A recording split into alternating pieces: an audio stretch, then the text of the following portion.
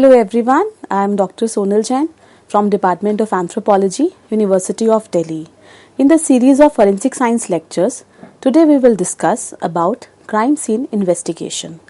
Crime scene investigation is the evaluation of crime scene where any crime might have happened. For example, any homicide, robbery, theft or any sexual offense. Crime scene investigation include the evaluation of whole crime scene. For example, first the protection of crime scene, which is done by the first responding officer. Then we have the documentation of the crime scene, and then we have the collection of the evidences, which should be done in a proper manner, and then the transportation of those evidences to the forensic science lab for their evaluation. In the crime scene investigation, we have to define what are the crime scenes. So crime scene could be any area or the locale within the immediate vicinity of the occurrence where any evidence may be found. Evidence could be anything.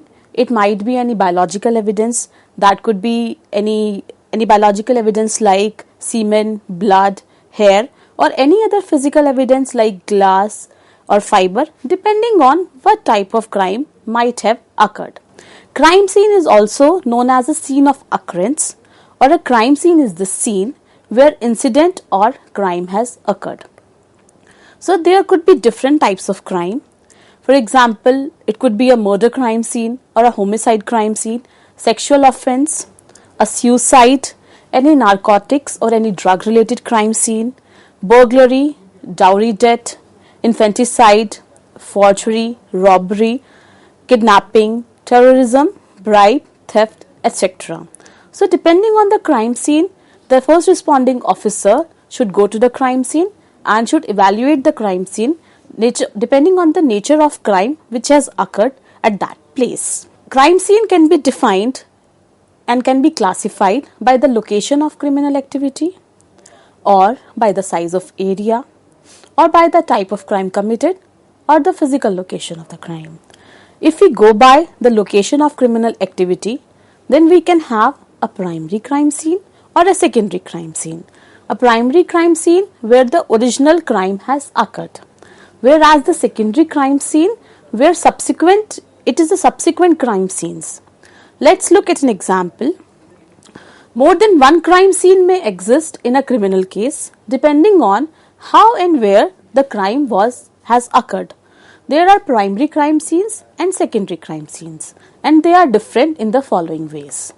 The primary crime scene, for example, in a bank robbery, the bank is the primary scene. However, the getaway vehicle and the bank robber's hideout are secondary scenes. In the case of the killer who commits a murder in somebody's home but removes and transports the victim's body for the disposal to the another area, the victim's home then is classified as the primary scene, and the vehicle in which the cadaver or the body was transported and the grave where the body was buried is known as or classified as the secondary scenes. Depending on the size of crime scene, we have macroscopic and microscopic, where one location composed of many microscopic crime scenes, that is a macroscopic crime scene.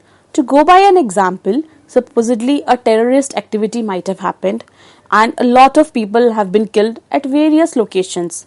So each location in itself is a microscopic crime scene, whereas all the locations all together, if we consider, then it is a macroscopic crime scene. And microscopic it focuses on a specific type of physical evidence at a particular crime scene.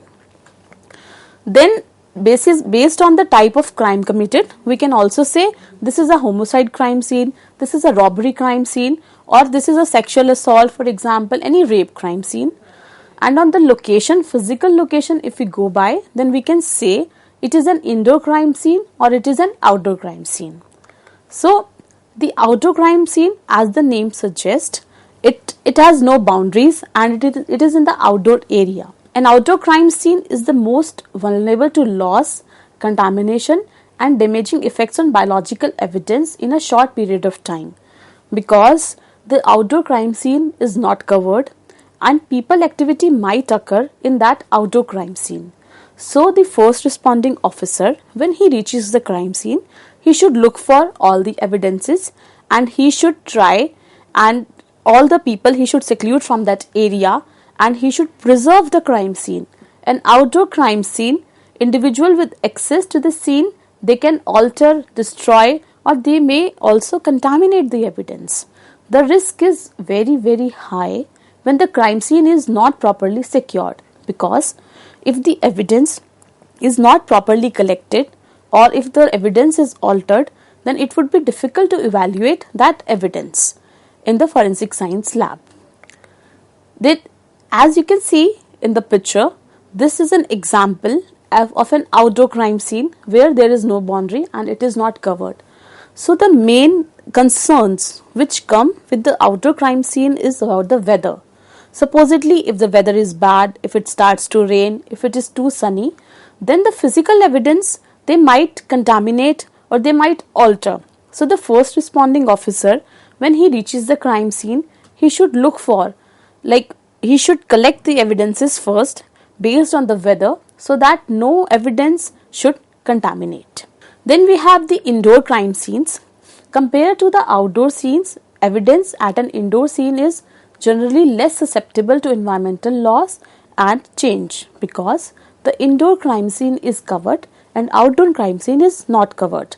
The possibility of loss and contamination from multiple people accessing the scene is greatly increased. Limiting access to the scene and collecting known reference samples from individuals with access to the scene are a priority at an indoor crime scene. In an indoor crime scene, the taping should be done first by the first responding officer, and the photography should be done, and he should look for all the places where he or she might find an evidence related to the crime. In the indoor crime scene, we can have house, place of work, bank, vehicle, malls, train, public transport, and in the outdoor crime scene, we may have road, field, marketplace, parking lot, etc. Now coming to, there are basically for the crime scene investigation, we have 5 W's and 1 H. Now what are these 5 W's? Who, that means who has committed the crime, or who was the victim? What has happened? What was the nature of the crime? Is it a sexual assault? Is it a robbery? Is it a homicide? Or is it a combination of 2 crimes? Where the crime has happened?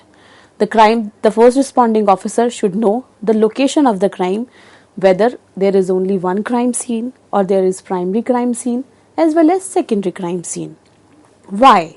Why means what is the motive behind this crime?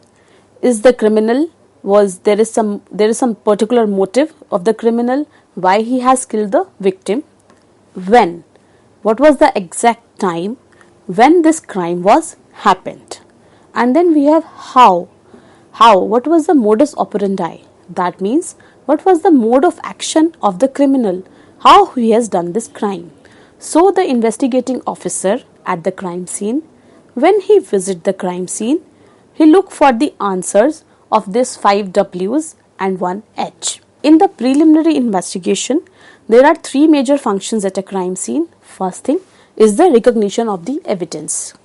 Recognition of the evidence, every crime scene is different.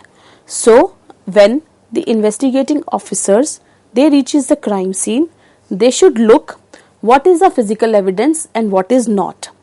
They should recognize the evidence properly and they should look for where all the evidences are present. Let's take an example of a burglary case.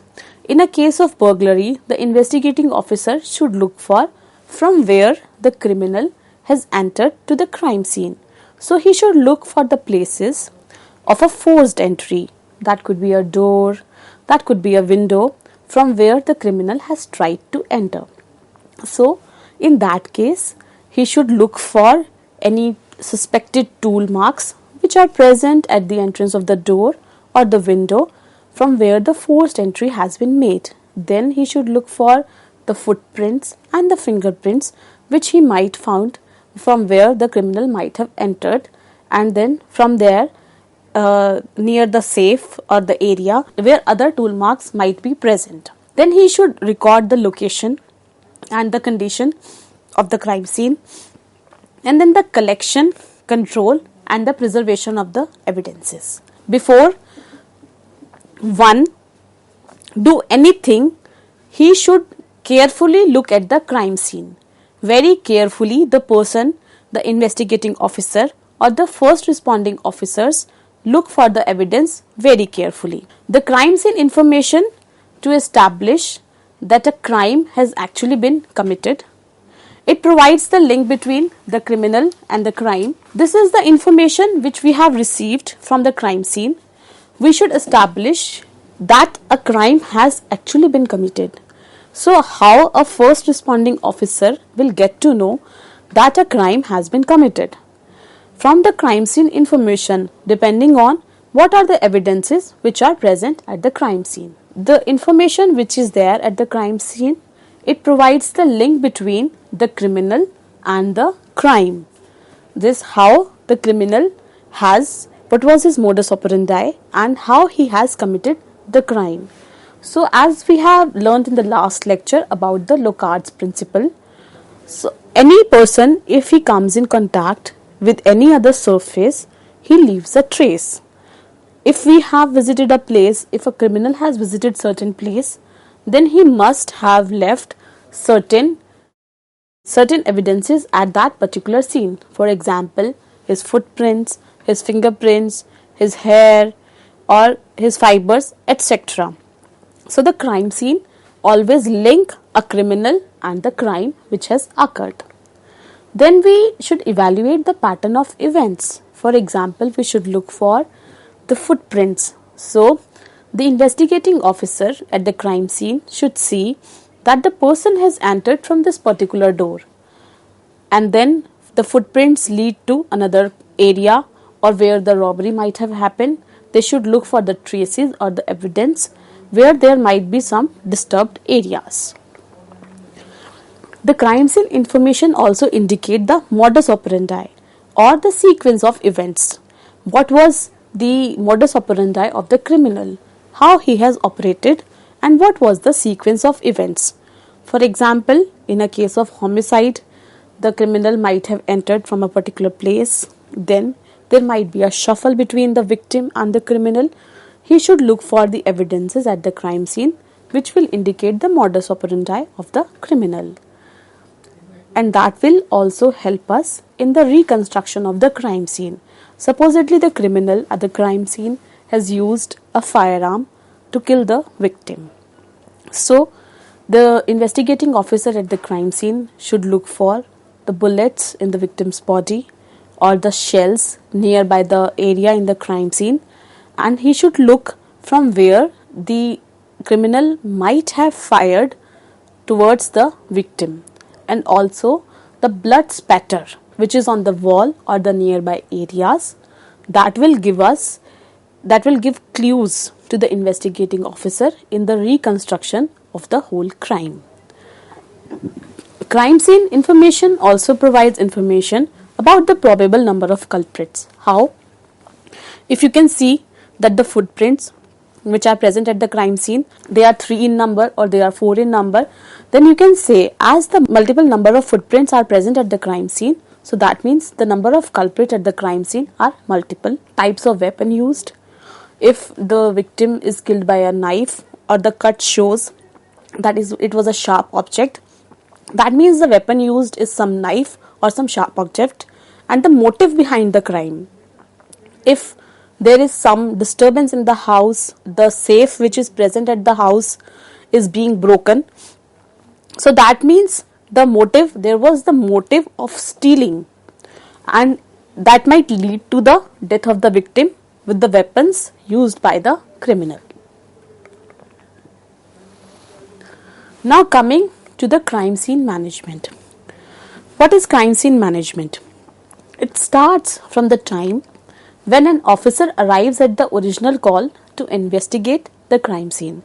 Whenever a crime has been happened, the information is given to the nearby police station, and they assign a responding officer or an investigating officer to that particular crime. The responding officer, or in case if there are more than one officer, they determine the status of the scene. The police officer will secure the area and make information available to other responding police officers, fire and emergency personnel, depending upon what is the nature of the crime. If there is a case of arson, that means fire is there, then the police should call a fire ambulance also. And if there are a number of victims, for example in the case of any terrorist attack or in case of multiple attacks, they should also call ambulance at the crime scene and the emergency personnel to assist the victims. The first responding officer, which is assigned to the crime scene, has primary responsibilities. The first and foremost responsibility of the first responding officer is to assist the victim. The victim is the person who knows everything about the crime. The victim is the person who has seen the criminal or criminals. So, when the first responding officer or the police officer, they reach the crime scene, they should look what is the condition of the victim, and if the victim is alive, then they should provide assistance to the victim, take him to the nearby hospital, because victim is the best person who will tell each and everything about the crime. Then he should protect the crime scene. Crime scene is the place where all the evidences are present, and these evidences will help us to know about the criminal. So there might be certain suspects or the offender who is still present at the crime scene, and he might try to alter the various evidences which are present at the crime scene. The responding officer should tape the whole area to protect the crime scene so that no unauthorized person should go inside the crime scene, and he should deny admission to all the unauthorized personals who are present there. He should also look for, because whenever a crime has been committed, there are certain relatives or there are certain family members who would like to meet the victim, who would like to know what has happened. So they might in their reach the victim, they might destroy some crucial evidences which lead us to the suspect or the criminal. So the first responding officer should look after all the relatives, all the suspects and all the unauthorized personals which might lead to any contamination of the evidence and which can destroy the evidence also. He should also restrict or deny movement of witnesses or suspects to prevent the contamination or destruction of the evidences. The most important, if the offender is still present at the crime scene, he should apprehend the offender from the crime scene. So as they assist the victim, the protection of life take precedence, and when necessary, assist giving aid on the crime scene only. Then the first responding officer should, initial receipt of information, he should make record of each and everything. First is date and time. Which date and what time he has received information about the crime. What was the method of transmission? Whether the information received through a telephone or a person, a bystander, through the pager or any mobile. So he should note down that on this particular date and at this particular time, I have received the information of this particular crime from the telephone or from this person, and he should write each and every detail in the notes, because all these details are necessary when they are making notes or when they are registering an FIR for the case. He should also identify of the person who has given the information about the crime and also the weather conditions. The weather conditions are really important because a crime scene may be an outdoor crime scene or maybe an indoor crime scene. As we have discussed earlier, that for an outdoor crime scene, the weather conditions matters the most. If the rain is expected in few hours, then the first responding officer should work accordingly, because if there might be any footprints or fingerprints at the outdoor crime scene, they might get destroyed by the rain, by the hailstorm, by the snow, or by the wind. So, looking at the weather conditions, he should collect the evidence or safeguard the evidences which are present at the crime scene. So, when the first responding officer receives the information related to the crime, he should note down each and everything: date, time, the person who has given the information, what are the weather conditions at that time.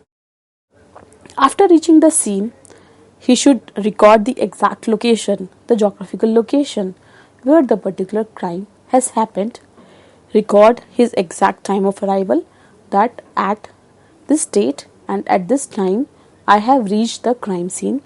He should record the description of the whole scene and the surroundings. For example, if that's an outdoor crime scene and it's a case of hit and run, for example, a big truck has hit a car and that's an outdoor crime scene. So he should state that I reached here at the highway, and this is the particular highway I'm standing, this is the location of the highway. This is a car which has been hit by a truck or by some other vehicle, and that person has fled away. So this is the particular car which was being hit. There were these many persons who were traveling in the car. So all the information regarding that particular scene, where the surroundings, he should make a note of that. About the weather, temperature conditions at that particular scene, and he should be aware of all the persons who were present at the scene, whether there are some police personals, there are some non-police personals, or there might be some suspect who may linger here and there. Most importantly, he should look for the eyewitnesses. Eyewitnesses are the persons who can give a whole brief of the area, that what might have happened. So the first responding officer, he should make a list of who all might be the suspects and who all might be the eyewitnesses who can give a brief about the whole case. Then he should apprehend the offender. He should make immediate apprehension if the offender is still on scene. For example, let's see, if there is a terrorist attack. There was a terrorist attack of 26/11. So there the police officers have apprehended the offender at the crime scene only, who has given so much information, how they have planned the crime, what route they have taken for that attack. He is the best person to give the information. And if the offender is not apprehended at the crime scene, he should initiate the broadcast of offender if not on the scene, and the offender, if he is found at the scene and if the offender is injured, he should have other police officer who can check local hospitals for possible treatment where he might have admitted himself for the treatment. Thank you.